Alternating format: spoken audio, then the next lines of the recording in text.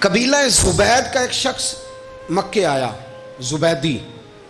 ایک مکے میں منڈی لگتی تھی، اس کا نام تھا حضورہ۔ یہ جو حضورہ منڈی تھی، اس منڈی پر ابو جہل کا قبضہ تھا۔ آج کل تو نہیں قبضہ ہوتا منڈیوں پر کسی کا، حضورہ نامی منڈی پہ نا ابو جہل کا قبضہ تھا۔ اونٹ بڑے خوبصورت تھے، شاندار تھے۔ اس نے کہا میں نے بولی دینی۔ ابو جہل نے اعلان کیا خبردار کوئی بولی نہ دے۔ بڑی دور تھا قبیلہ زبید، وہ آدمی واپس لے جا نہیں سکتا تھا، مجبور ہو گیا۔ ابو جہل کہنے لگا چوتھا حصہ قیمت دوں گا اور اونٹ تمہیں دے کے جانے پڑیں گے، یعنی اگر لاکھ کے ہیں تو 25,000 کے دو۔ بندہ بڑا پریشان ہوا، چودھریوں سے بات کی تو کہنے لگے بدماش بڑا ہے، ہم شریف لوگ ہیں، شریف اور بزدل میں، بزدلی کو شرافت کا نام نہ دو، پکی بات کر رہا ہوں، شریف اور بزدل میں شریف ضرور بنو پر بزدل نہ بنو۔ جی ہم جی شریف لوگ ہیں جی، وہ کیا مطلب؟ کوئی پاس نہ آیا، وہ بیچارہ نہ کونے میں بیٹھ کے رونے لگ گیا، کہنے لگا میں کدھر جاؤں یارو، میں واپس بھی نہیں لے جا سکتا، اور چوتھے حصے میں دے کیسے جاؤں، اتنا نقصان۔ وہ رو رہا تھا تو کہیں حضرت زید بن ارقم نے سن لیا۔ آپ فرمانے لگے کیوں روتا ہے؟ کہنے لگا یار میں نے تو اہل عرب کی تعریف سنی تھی، میرے ساتھ کھڑا ہی کوئی نہیں ہوتا۔ تو آپ فرمانے لگے تو نے عربی دیکھا ہی کب ہے؟ اگر کائنات کا حسین و جمیل عربی دیکھنا ہے تو جا حرم مکہ میں بیٹھا ہے، مکھ چند بدر شاشانی ہے تے متھے چمک دی لاٹ نورانی، کالی زلف تے اکھ مستانی، مخمور اکھی ہیں نا مد بریاں سبحان اللہ، ما اجمل کا ما احسن کا ما اکمل، کتھے مہر علی تے کتھے تیری ثنا، مشتاق اکھی کتھے جال۔ تو نے دیکھا کب ہے؟ اگر عربی دیکھنا ہے نا تو وہ بیٹھا ہے، جا کے حرم میں ٹیک لگائے، مظلوموں کے والی، غریبوں کے ماوا، رسول رحمت، ایک سادی سی چادر اوڑے حضور بیٹھے تھے۔ وہ زبیدی کہتا میں آیا، نبی کریم کو بات سنائی، حضور فرمانے لگے این الجمل کا، او کدھر ہے تیرے اونٹ؟ عرض کی حضور وہ وہاں ہیں۔ فرمایا چل نا۔ حضور کوئی بولی نہیں لگا رہا، کوئی خرید نہیں رہا، ابو جہل گھنٹا پڑا، اس کے ڈر سے سہم گئے۔ حضور فرمانے لگے چل نا میں بولی لگاتا ہوں۔ اور دیکھو نرخ بازار محبت کا انوکھا ہو گیا، خود خریداروں شامل آ کے مولا ہو گیا۔ نبی کریم نے حضرت سعد بن ابی وقاص کو بلایا، حضرت عمر کو، حضرت ابو بکر کو، مدد کے لیے نہیں۔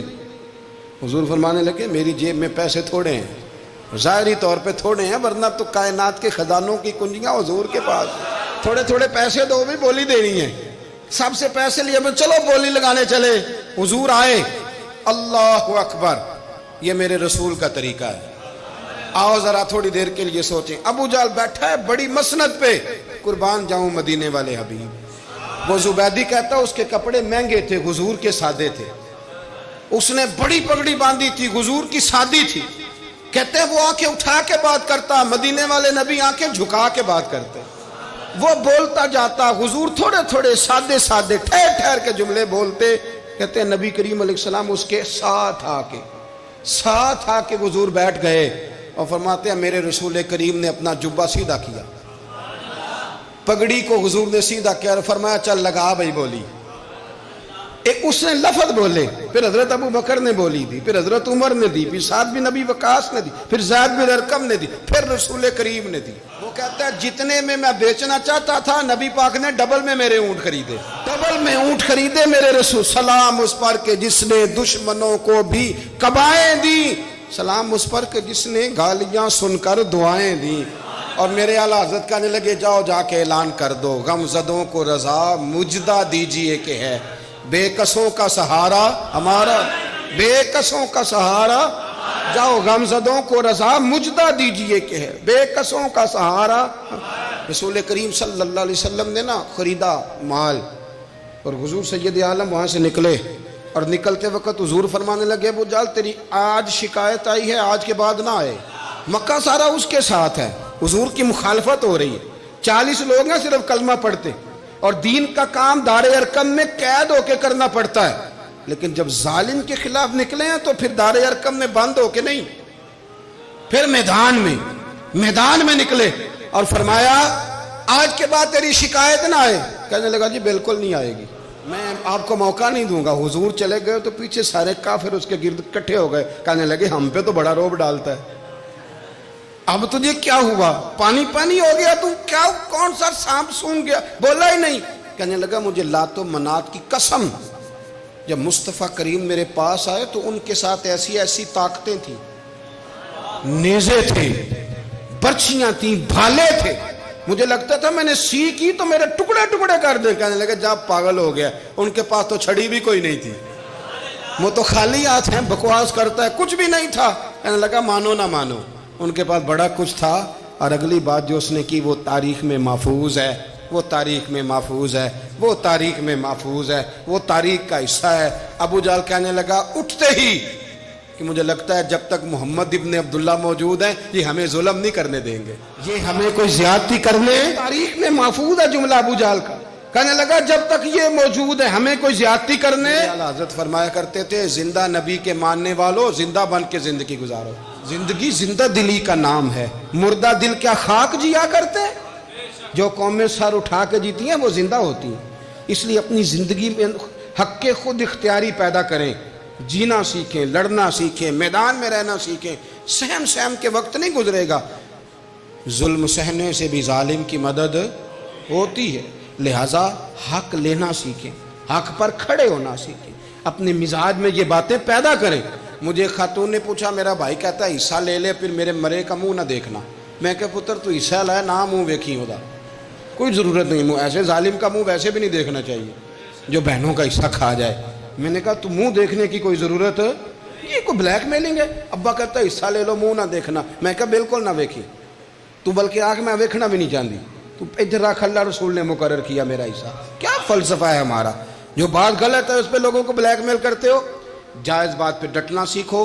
آپ جب ڈٹ جاتے ہیں نا تو پھر اللہ مدد کرتا ہے, پھر اللہ تتنزل علیہم الملائکہ, پھر اللہ فرشتے بھی نازل کرتا ہے. حضور نے فرمایا جو جان کی حفاظت کرتے مر گیا وہ بھی شہید, جو مال کی حفاظت کرتے مر گیا وہ بھی شہید, جو دین کی حفاظت کرتے مر گیا وہ بھی, جو خاندان کی, اپنے گھر کی, اپنے بچوں کی حفاظت کرتے مر گیا وہ بھی. اتنا بڑا درجہ حضور نے بیان کر دیا ہے. حضرت معاذ ابن جبل حضور کے بڑے پیارے صحابی ہیں, وہ بھی طاعون کے مرض سے دنیا سے گئے, ان کو طاعون کا وہ مرض ہو گیا تھا. حضرت ابو عبادہ بن جراح رضی اللہ تعالیٰ عنہ, نبی پاک علیہ السلام نے فرمایا یہ میری امت کا امین ہے, ان کو امین الامت کہا جاتا ہے. اور 10 مبشرہ صحابی ہیں, ان 10 لوگوں میں شامل ہیں جن کے لیے نبی پاک علیہ السلام نے فرمایا تھا میرا تمہارے ساتھ وعدہ ہے, رب تمہیں جنت عطا فرمائے. 10 مبشرہ صحابی اور اتنے بڑے صحابی کہ انہوں نے میدان احد کے اندر اپنے والد کو قتل کیا تھا. لوگوں نے کہا آپ نے اپنا باپ مار دیا, فرمایا باپ نہیں مارا, میں نے اپنے محبوب کا دشمن مارا ہے. اتنے پکے عقیدے کے بندے کہ باپ کو قتل کرنا پڑا تو دین کے رستے میں اسے بھی قتل. حضرت ابو بکر صدیق رضی اللہ تعالیٰ عنہ فرمایا کرتے تھے, جب آپ امیر المومنین تھے, فرماتے تھے اگر میں اپنی جگہ کسی بندے کا بیٹھنا پسند کرتا ہوں تو ابو عبادہ بن جراح کا بیٹھنا پسند کرتا ہوں. ہمارے اتنا تگڑا آدمی. ملک شام کے اندر طاعون کی بیماری پھیل گئی, آپ بھی اس وقت وہیں قرب و جوار کے علاقوں میں تھے. طاعون کا مرض پھیل گیا. لوگوں نے آپ سے کہا یہاں سے نکلیے, فرمایا نہیں نکلوں گا, اس لیے کہ میرے نبی پاک علیہ السلام نے فرمایا جہاں یہ وبا پھیل جائے وہاں سے نکلنا نہیں, جو وہاں ہوں وہ باہر نہ نکلیں اور جو باہر والے ہوں وہ وہاں اندر نہ جائیں. حضور نے اس احتیاط کا کہا ہے, میں نہیں نکلوں گا. اور مسند امام احمد بن حنبل کی حدیث ہے, نبی پاک صلی اللہ علیہ وسلم نے فرمایا جو طاعون سے ڈر کے بھاگا وہ اس طرح ہے جس طرح اللہ کے رستے میں جہاد کو چھوڑ کے بھاگنے والا. اور فرمایا جو طاعون کی وجہ سے مر گیا اللہ اسے شہادت کا درجہ عطا کر دے گا. حضرت ابو عبادہ بن جراح امین الامت, فرمایا نہیں جاؤں گا. لوگوں نے کہا یہاں طاعون پھیل گیا ہے, تو فرمایا میرے رب کی قدرت ہے, اس کی حکمت ہے, اسے بھی تو پتہ ہے نا اس کا بندہ یہاں موجود ہے, پھیل گیا تو اس کی حکمت ہے, اس کی قدرت ہے. میں کہہ چکا ہوں کہ احتیاطی تدابیر ساری استعمال کریں, لیکن خوف کھانا, سوار کر لینا چیزوں کو دماغ پر, نفسیاتی ہو جانا, یہ معاملہ درست نہیں ہے. حضرت ابو عبادہ بن جراح مسجد میں نماز کے لیے جا رہے تھے تو رستے میں پھنسی نکلی اور مسجد میں پہنچنے سے پہلے پہلے وصال کر گئے. حضرت معاذ بن جبل جو بعد میں خود طاعون کی بیماری سے تشریف لے گئے, آپ نے ان کا جنازہ پڑھایا. امام نبوی فرمایا کرتے تھے میں جب بھی حضرت ابو عبیدہ بن جراح کی قبر پہ جاتا ہوں تو میرے دل پہ رعب طاری ہو جاتا ہے. ان کی قبر میں بھی اللہ نے رعب رکھا ہوا ہے. مرنے کے بعد بھی ان کی شان وصال کے بعد بھی بڑی بلند ہے. اللہ کریم نے وہاں برکتیں اور رحمتیں رکھی ہوئی ہیں. اسلام نے غیبت سے کیوں منع کیا ہے؟ غیبت کا معنی یہ نہیں ہے کہ کسی بندے میں کوئی عیب نہیں پایا جاتا تھا تو آپ نے وہ بیان کر دیا. یہ غیبت نہیں, یہ تو بہتان ہے. کسی میں کوئی عیب نہ پایا جائے تو وہ بیان کرنا وہ غیبت نہیں, وہ تو بہتان ہے. غیبت کی تفصیل یہ ہے, تشریح یہ ہے, غیبت کی تعریف یہ ہے کہ کسی میں کوئی عیب پایا جاتا تھا, آپ نے وہ اس کی غیر موجودگی میں ڈسکس کیا تو اس کا نام غیبت ہے. وہ عیب تھا, آپ سچ ہی بول رہے تھے, آپ ٹھیک کہہ رہے تھے, وہ عیب واقعی تھا, پر اسلام اس کو پسند نہیں کرتا. اسلام کہتا ہے کہ اگر تو سمجھتا تھا یہ عیب ہے تو جا کے اس کی تبلیغ کر, اس کو بتا, اس کو کہہ میاں یہ غلطی چھوڑ دے, تو نے ڈسکس کیوں کیا؟ آپ کسی شخص کے پاس بیٹھیں اور کسی دوسرے آدمی کی تعریف کریں, آپ کہیں کہ بڑا اچھا ہے, بڑا بامروت ہے, مہمان نواز ہے, با اخلاق ہے, وعدے کو وفا کرنے والا ہے, دیانتدار ہے, سچ بولتا ہے, آپ تعریفیں کریں. آپ کسی کے سامنے تعریف کریں گے نا تو بندہ کہے گا یار کسی دن ملاقات تو کرا, اور جب وہ ملے گا تو اس کی آنکھوں کے اندر ایک خاص کشش ہوگی, پیار ہوگا, ملنے کو جی چاہے گا, ایک خاص راحت ہوگی. یہ کب ہوگا؟ جب آپ نے کسی کی تعریف کر دی. لیکن اگر آپ کسی کی غیبت کریں گے, کسی کے بارے میں کہیں گے بڑا غلط ہے جی, لوٹ لیتا ہے جی, چور ہے جی, فاسق ہے جی, تو بندہ اگر کبھی مل بھی گیا تو اس سے سلام لینے کو دل. ہم نے پتہ کیا کیا, تیزی سے فروغ پایا ہے ہمارے ہاں نفرت کا ماحول. آپ کھول لیں, کوئی یوٹیوب کھول لیں, کوئی ایسا چینل کھول لیں, بس لڑائی ہے, فلانا فلانے سے لڑ رہا ہے, فلانا.